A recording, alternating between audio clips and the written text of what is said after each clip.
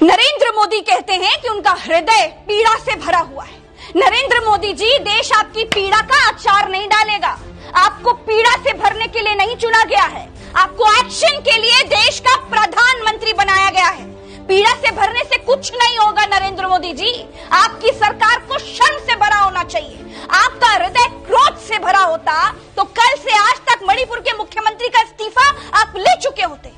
इतनी बड़ी, इतनी भयानक घटना पर आप बीरेन्द्र सिंह से इस्तीफा छीन लेते, लेकिन क्या हुआ? आपने कुछ नहीं किया, आप बस अपील कर रहे हैं। आपने अब तक बीरेन्द्र सिंह का इस्तीफा तक तो लिया नहीं है। अगर आपने पहले मणिपुर का मां बोला होता प्रधानमंत्री जी, तो आज मणिपुर की ये हालत नहीं होती। अगर आपने पहले मणिपुर का मां बोला होता तो इतिहास की सबसे घृणित, घिनौनी, इतिहास की सबसे भयानक, विभत्स घटना नहीं हुई होती। अगर आपने मणिपुर का मां बोला होता तो मणिपुर की मां के हिस्से ऐसा दुर्भाग्य भरे दिन नहीं आते। अगर आपने मणिपुर का मां बोला होता प्रधानमंत्री जी, तो मणिपुर जंगल राज ना बनता।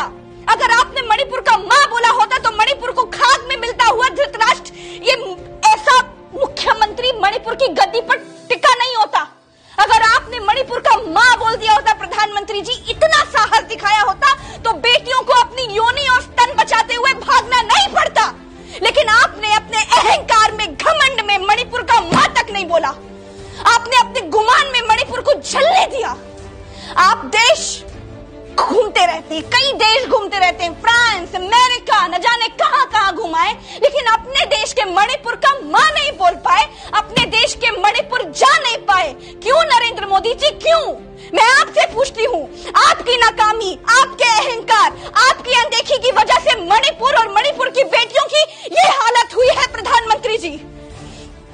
आप दुनिया में डंका बजाते हैं, बड़ा डंका बजता है, बड़ी तालियां बजती है, दुनिया आपके पैर छू लेती है, लेकिन मणिपुर का मुख्यमंत्री आपकी दुनिया से बाहर है। आप फोन करके दो देशों का युद्ध रुकवा लेते हैं ना। आप इतने बलशाली हैं, आप इतने शक्तिशाली हैं, लेकिन फिर भी अपने मुख्यमंत्री को फोन करके ना तो इस्तीफा ले